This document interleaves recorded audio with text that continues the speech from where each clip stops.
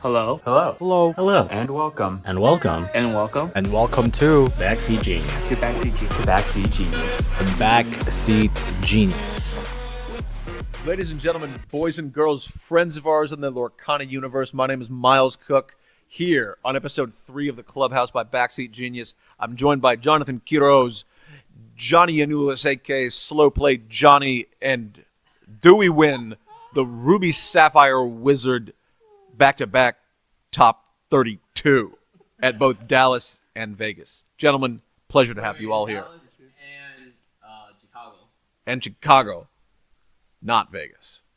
Guys, we've spent the last couple of weeks talking about metagame pertinent issues and things that we are dealing with at tournaments and team formation pieces. But we find ourselves here on the 12th of November, just 3 days away of the launch of Azerite C, set 6, which we find in front of us.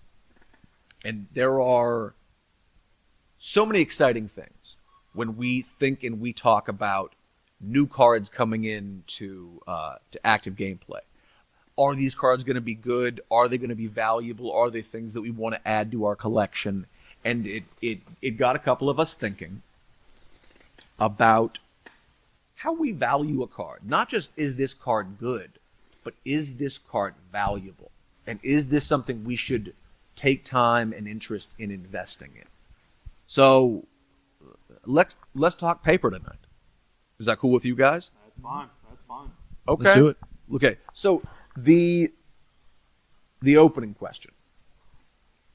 All of us guys have binders full of cards. Maybe we'd call this the bulk binder right now. This isn't the binder that we show the people that we're trading with if we're trading. It's not really the binder we're taking to the dealer at the show trying to get cash out of. It's the binder full of bulk. Are there any rare or uncommon cards that you guys have in your binders that are maybe worth $1 now, 50 cents, that you guys will think will be $20 cards in 10 years? What are those cards? The sleepers, the things that you believe in. Heroes, you want to start this off? Absolutely. So I actually picked up foils of these cards because I do believe in this card a little bit. It might not be good personally, but I do think that in the future, maybe even now in set 6, I'm going to be testing it out maybe in the somewhat future of the set. And that card, ladies and gentlemen, is Map of Treasure Planet. It is a 2-cost inkable steel card that lets you tap it to pay 1 less to move to play a location this turn, 1 time. And then the other effect is you get to pay 1 less to move characters to a location. And that's static. That's static. It is not once per turn. You can only move 1 character. It is as many times as you want to a location. And the reason why I bring that up really quickly is because of the fact that we have so many locations already being printed and more for sure in the future, especially because we got new cards now coming in Azerite, including, but not limited to, the new Speedway card from Wreck-It Ralph. So I think that card might be worth looking into. Yes. You know, so that is my answer. Oh, I love it. And I can see that based on what you're talking about, blanket effects in general have a ceiling that only grows based on a slowly increasing card pool, right? Yes. Static effect that moving anything, going anywhere costs 1 less in an item is so widely applicable and only scales with more locations. I love it. Okay, 100%. Got it. Johnny, what say you, man? Yeah. I mean, it's kind of funny because $20 card in the future, maybe. Yeah, I mean, you say Map of Treasure Planet. I just remember pulling just an unlimited amount of those. I think in my trade binder that I haven't updated yet, I have a full page or 2 dedicated to Map of Treasure Planet. Mm-hmm. But I can see the value. I was looking at it too. For me, my specific choice is going to be a card that I actually started to represent more in this set and tested out a bit actually in Amber Steel, and that's going to be Zero to Hero. It might not be the best answer. But off the top of my head, that's something that I'm really interested in, and I see the value in, because for one, anything that's a song, the ability to play it for free is very strong in and of itself. But being as low as a 2 cost makes it very strong, and we see the value, or I've seen the value in it in this set. I actually think Amber Steel was the best, Zero to Hero Steel Song was the best version of Steel Song this set that you could play because of the combos you could play with it, which was like, you could either play Aerial on 2 and guarantee it on 3 because it's not going to be brawled if you're on the play, or you can pair Aerial with like Pete on the same turn. You play like Shmi on 2, sing it. You have like Cindy, Shmi, and Aerial, then sing it, play Pete. Now she can't be brawled, and you can sing A Whole New World. I've done plays where we play A Whole New World. I have enough cards on the board to sing Zero to Hero, play Naveen, Whole New World again from someone who Diablo'd 21 cards into their hand, and so like I just wipe out those cards. Yeah. It makes them scared to do it. So I see the value in it right now when we're still pretty limited on cards that we have available and combos that you can play with it. So for me, it just, as we get more cards into the Lorcana pool, that just winds up the ability of the card itself. And just so I can be clear here, Zero to Hero allows anything that sings this to drop 2 converted ink total on the next thing you play. Yeah, Is sorry. that right? So I didn't specify. Yeah. It's a 2-drop uninkable song in Amber. Yes. Where the next character you play this turn, or so per character you have on board, you could play that. You can. So what is it? It's pay 1 less per character on board. Yeah, that's on board for the next character you play that turn. So you could like sing it, play A Whole New World, and then you're still like able to then your next character drop for that much less. And I am reminded of a fundamental in Magic, Convoke, which is essentially sing together, where based on the amount of resources we have on board, we are able to leverage out powerful things from our hand using not just the ink from our battlefield, but the cards that we have on it. So I'm imagining a deck full of relatively inexpensive characters and then bombs that we play in our hand, that after we dump our hand, we can now Zero to Hero, and we have our huge fat creature on the board. Yep. And that's a cheat out. Absolutely. I like it. Is that an uncommon or is that a rare? It's an uncommon. Don't sleep on it. Yeah, 11 cents right now, I think. I saw you playing it in some of our decks leading up to Seattle. Like I said, I think it was the strongest Steel Song deck to play. The ability, the downside, I think, of Steel Song is playing that Aerial, having it brawled. Your game plan's kind of ruined. Hoping you have a Nafeen to just free play A Whole New World. So yeah, there's just a lot of opportunity for the card. I love it. Thank you for that, Johnny. Dewey, what say you? Cheap card, maybe a $20 card in 10 years. So I actually have 2 ideas of it. But I would like to say about Johnny Zero the Hero. If anyone saw the stream on the ICL, I was actually playing Amber Steel, and I was actually playing Zero the Hero. And the card has been insane. I was able to go play Pete, sing Zero the Hero, Whole New World, shift Cindy the same exact turn, and questing down. Right. But bouncing back to Jonathan's idea with how strong location has been going down like every set, I think the one strong card right now is probably Tron Silver. The 3-cost, 3/3, quest for 1, but the ability is for each location you have on play, it gains 1+1 lore and resist +1. Yeah. And the way how I've been seeing for this format, Red Steel has got a increased boost to the stat line. With even like playing with Treasure Planet, playing like the map of the Treasure Planet Ion. Yeah. Like you just pushing out ions, you move into characters to like all these like utility location, plus John Silver just questing for huge. I think that this is where John Silver could be really good right now. Yeah. Yeah. I hear you guys all talk about exactly what we were discussing in the question, right? These underbaked strategies that exist in Lorcana that are currently not good enough to themselves facilitate a deck. Pardon me. Outside of 22 location Amber Steel deck that we saw at Seattle, right? Mm-hmm. Right. A very rare case in that, but that there are It's all about the critical mass, right? Are there enough cards that benefit from locations that add to questing value? Are there enough cheap locations that offer lore themselves such that in the aggregate these cards can operate seamlessly? I think all these are great calls, guys. And I'm buying up. My notes over here. I'm gonna go to TCG Player after this. You better buy a whole I'm bunch. just stocking them up, dude. I better see you buying them. Me sold out soon. Let me tell you. Make sure we hold this video launch, Justin, until we can buy all these cards out. Can you do that? Okay, so like on that vein, and I don't want this question to seem like it walks too closely to the one that we just asked, but is there a combo card? Combo in this game is kind of a loose term. A combo card that exists in Lorcana without a home that one day will also be a $10 card. I'll start with this one, right? In set 2, there was an uninkable 2-drop item, the lamp, right? And the lamp said, if you have a genie with converted ink cost 3 or less in play, bounce any character, or sorry, a genie in play, bounce any character with converted ink cost 4 or less from the battlefield to its opponent's hand. If you have a Jafar in play, draw 2 cards.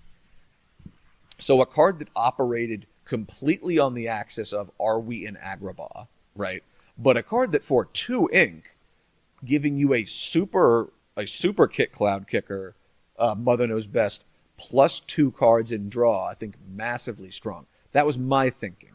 It's an undercooked card right now. We don't have that. Are there any other cards? Trust me, I have a second binder that's dedicated to lamps. You got the lamps too? It was the lamps too. I don't know if anyone here was with me, but I drew lamp like crazy. I couldn't get away from it. Yeah. Hold the lamps. What do you guys think? Your combo card that exists without the combo. The reason why I'm laughing is because there's a card that, weirdly enough, did make it to top 8 in Seattle. So this card was fostered, actually, by Green Purple, but I don't think it will ever see play after Seattle, and that was just because of a surprise factor. And I personally think that card that we're talking about today is Mystical Rose. All right? Mystical Rose is a 2-cost inkable purple that is kind of on the same concept as the lamp. And by the way, lamp is from set 3, not set 2. But you know what? Absolutely. It involves, you both have to have Beast and Bell on the board to have full conversion rate on the card. Mm-hmm. And what the card does is you banish the item, and if you have Beast in play, you give it +2 lore. And if you have Bell in play, you get to remove 3 damage from any chosen character and move it to a different character. Just like the 5-drop Bell. 100%. Yeah. So what I've noticed, at least with what the gentleman was doing in Seattle, was he would play Relentless Beast that would consistently swing. So he kind of made it that card as a B prep in a sense, and made it so that way he would go attack 2 characters, let it live, play Bell, move 3 damage, do 2 more swings, sack the item, heal it again, attack, restand, and by that point he either cleared the board or mitigated enough so that way he can do on his final thing with Beast to quest for 4, which is already pretty insane, right? I don't know when that card would ever see play again. Hopefully someone will figure out a way to do it, but I don't think the card will ever see value. I don't think that card will ever shoot up in price, but maybe one day, praising the Lorcana gods out there to hopefully make that a reality. Well, what you need, I think, in the same way is you need a cheaper genie in order to make the lamp good. You need a good 2-costing Beast, and then a cheaper, maybe 3 or 4-costing Bell. Yes. And then probably in duplicates, such that you can do that. But yeah, what you're saying is that we're not there. We're definitely not there. It's going to be a while. We're definitely not there. I think that card is a little too strict on its effect. It forces you to play certain cards in your deck that just doesn't make any sense other than what you're trying to facilitate for that card. And now keep in mind, I don't know how many of those cards he was playing in the deck. I don't know how many of each, if it even matters at that point. Even if he did pull off the combination of cards consistently, I don't think it really mattered at that point. I mean, he made top 8. I don't know. And I honestly don't know any better, right? I can't knock it. But at the end of the day, it's a combo card that I wish we'll see more play. And hopefully, maybe if it does, it will probably shoot up in price. Maybe is it crazy to say that we have to wait for a day where we see more beasts and bells? There's already like 8 of each. Honestly, it's classic Disney, so you never know. Yeah, obviously, yeah. Johnny, what say you, man? Yeah, I think you can go with combo piece. Yeah, that we're not quite there yet with. I think you can go with an easy answer for a card that sounds like it's designed to be a combo piece. For example, like Bruno Madrigal, who's a 4-drop inkable 3/3 evasive, where you tap, name the top card of your deck. If it's that card, then you gain 3 lore, I believe is what it is. Which is almost like specifically, they're like, design a combo card. They're like, all right, gotcha. And then that's what they came up with. But I'm going to go with one that I feel like is more versatile, and that's going to be Bippity Boppity. So with Bippity Boppity right now, it's just hard to pull off in certain cases, but I believe there are combo pieces for it, especially combining it with, well, let me explain it. Sorry, I keep forgetting to do that. 3-drop uninkable song, another song where basically you could bounce a character back to your hand and replay it, or replay a character of the same cost. Or less. And so there are already, I've been trying to build like a green-purple, which you love, green-purple, but a version of that with Ursula Bippity Boppity, because in this case, you can combine it with either rabbit or goat, Merlin rabbit or Merlin goat. And in this case, if you need draw, you draw 5 cards with rabbit. If you need lore, you gain 5 lore with goat. So I think it's a more versatile, you'll throw it in more green decks where there might be card, it's not necessarily the piece, like the main piece of a combo, but it's a part that you fit into a combo where it's like, oh, I need this thing to get done. And I can do it multiple times within a given turn, and especially, again, combined with Ursula, makes it more of that combo even. Yeah. It's funny, man, like when you bring that up, it is, we talk about how good the songs are, right? And how in many ways they are the linchpin of a non-traditional questing deck, right? They're offering us value that does not necessarily have to come from questing. Like a way of speeding that up, as I sit here with this microphone, is almost like hot mic.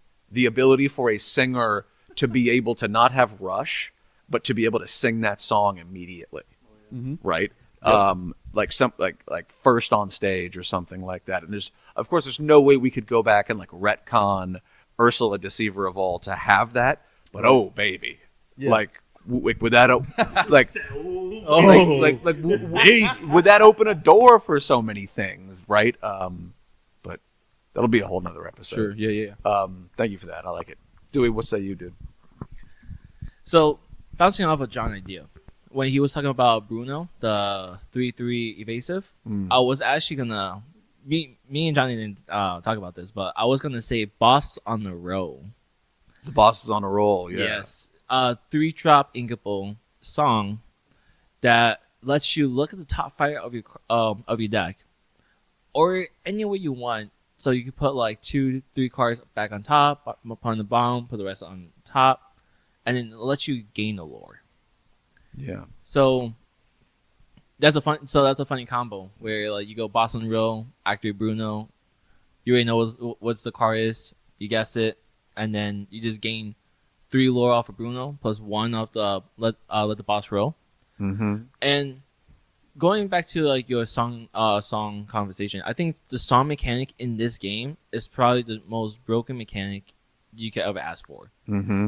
Because you play a character, they only have an unplay, or when it gets like leaves the battlefield, or Maui. Ions, you could tap it, but they don't impact the game as often. But when it comes to songs, if you have any characters with the same cost or higher that could sing any songs in your deck, I think that's where the mechanic is broken. Like I think going into like the meta deck like Green Steel, if any of those songs was just regular action, I don't think the deck would have been play.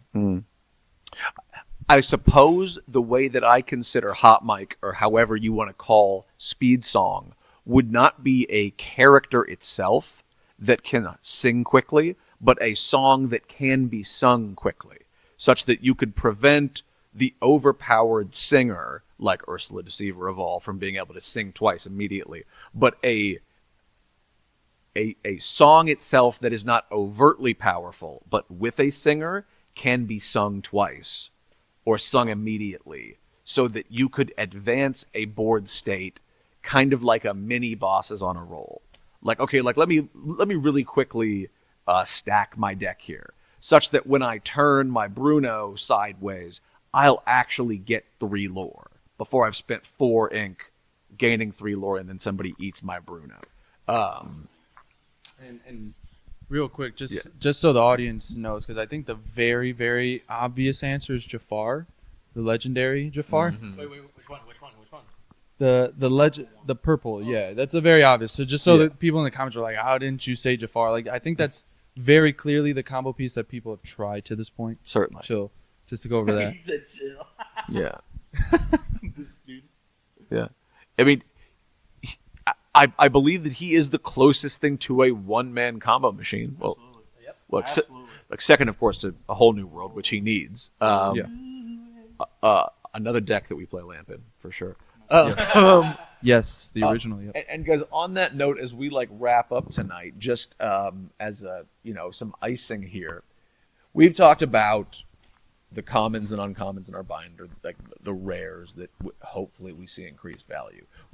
We also see a tremendous amount of $3 and $4 legends that sit in our binder that like we squint at and we're like, one day there'll be something to do with I passed on Gone 2 in a draft twice before. It made it all the way around to me as the final 2 or 3 cards, and I passed. Is that a 5 casting? No, it's an 8 Oh, drop. the old one. First chapter. Set 1 gone to. Yeah. The awful legendary that we'll never see play. You understand? Never see. But like when you're a new TCG player, you're like, that's a big boy. Like, Oh yeah, it's a big. I bet, but Maui's bigger. Yeah. Yeah. But yeah. The most currently undervalued legend in Lorcana. Now, not for you, not because of your Disney love or aspirations or like something that has a nostalgia factor for you. But when you look at pricing and you look at legends, who is bargain? Who should all of us have 50 of right now? For when stocks inevitably go up, if they go up. So I initially was going to say the new Jafar that is the steel that's 07, I believe. 07, that's Challenger 7, and your opponent can't challenge with characters of cost of 4 or less. not quest, it's challenge. Yes, specifically challenge. Yeah. I was initially going to say that, but then I realized that card is just a little too strict on itself. I think the card is just overall bad.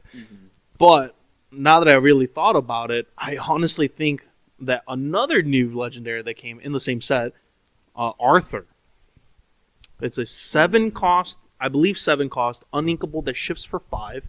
It gives any character, I believe, either challenger or resist. I can't really remember off the top of my head. I think it's both. That's even better. Are you talking about set 5 or this set? Set 5. Okay. Set 5. Resist to. Challenger 2, resist 2, something like that. And can challenge ready characters. So if you really put that into perspective, think about that. You give Tinkerbell an actual swing for 6. She becomes a 6/7 that can attack a ready character that's already insane enough. You can give that to, again, Relentless Beast if it comes down to it. I'm not saying it is, but there's another combo piece right there for you. I feel like there's so many things that you can do with that card, and I think it's very underappreciated and extremely undervalued. The one with like a big sword, right? Yeah, the big giant sword. That also has and an then enchanted. literal sword. Yeah, it's a literal sword. I know what you're thinking. Yeah. You're sick. You're sick. A Absolute literal sword. Terrible people. But no, it's an actual big sword, and it also has an enchanted too, that actually looks quite nice. Oh yeah, I pulled that. It is nice. It is really nice. So I do think that card is very undervalued and underappreciated for sure. He needs another shift target that's not morph. You could even hard play it. I think it doesn't even require it to be shifted. I think it just says I don't on think play. it's a shift. Is it a shift? It is a shift. It's It's a shift 5. okay. Shift 5. But I don't even think it requires it to be shifted to even get the effect, which makes it even better. I like it. Yeah. Absolutely. I think you're right on the money with that. For me, I think I'm gonna have to go. Shout out to my boy Sean. I know he's gonna like the answer, but it's gonna be Beast Wolf's Bane. I think is the name of it. The chapter 1. I'll explain it to you. It's from set 1. First chapter. 5-drop uninkable green beast. It's a 4/4 that exert all opposing characters that have damage. All opposing damaged characters. And it also has rush. So and doesn't it? Does this one ready too when it? No, that's all it does. Okay, That's all it does. so I think maybe it's not gonna be the best, but it interacts with cards with ward, which is very effective. And as the game goes on and more strong characters with ward come out, I think it can end up being more effective. If ever there's a time where green has a lot of damage to it, unfortunately you have to pair it with silver, so it takes a little long sometimes to get to it because you gotta the ideal play is to play big tink and then hit them with Wolfsbane, which is effective now only in the sense that it's not expected. Yeah. And so people, just don't ever think it's going to happen. But in the future, as the Lorcana card pool increases, there could be more things that deal damage or more ways to utilize this card, which will be effective being able to exert these cards that always like to stand still. So wait, Johnny, what you're saying is this is like how you play green steel control, in that you tink, deal damage to their whole board, and then play this to tap it all, and then deal with everything.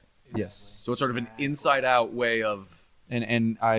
Our friend Sean loves the combo. He done did it. He loves the combo. That card has haunted the Chicagoland area for 4 sets already.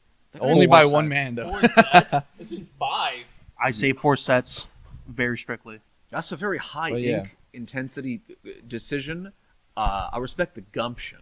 I'm buying 10 of these. I'm not buying 50. I'm buying 10, but I like it. Thank you for that, Johnny.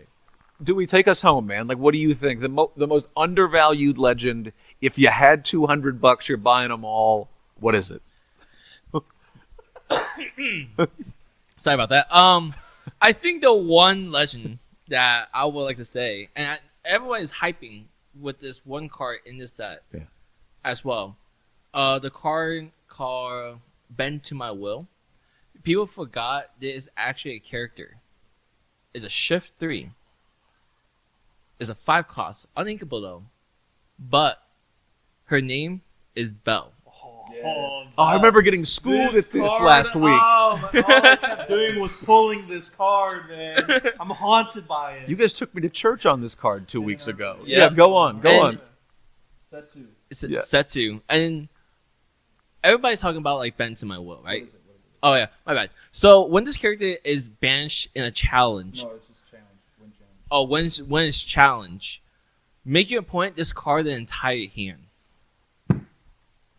So, and a quest for 3. And then going into like this last format, and all green was playing Morph. Right. And if Morph is going to be such a big deal in the next set, I think Belle might has a place now. Because... Stop raining. Hang on. Okay, so what you're saying, Dewey, is that like in the event, so I have Morph, I shift Belle, I quest into green steel for 3. They have to get rid of my Belle, and they drop their hand. If she gets challenged. If she get not even destroyed, challenged. Yes. Yep. Okay, so this is like an anti-discard aggro sort of tool. Yes. Or anti-control. Yeah. But so we actually been getting a lot more cards now. Yes. Mostly the new mechanic in this game. Every time you ink, something happens. Mm-hmm. And green has a new card called Bellwether. It's a 3 cost, uninkable, 2/3. Mm-hmm. Every time you ink, target opposing character, give it reckless. So Bellwether, what you were saying is that, like, how does this affect the situation again properly? Because it forces your opponent to attack into your character. Oh, I see. So now we have a baited forced situation where they must come into our bell. Yes. That's outside the box thinking, and that's a pretty powerful effect. Every time they touch it, they have to lose their whole hand. Blue red, look out. Okay, so just to recap, we had Key-Rose, you said that you were going to be taking Steel Jafar. Arthur, and then allusion to Steel Jafar. Correct. Okay, Johnny, you were talking to me about the Beast Wolfsbane. the Beef's Wolfsbane, and then Dewey with Shift Bell.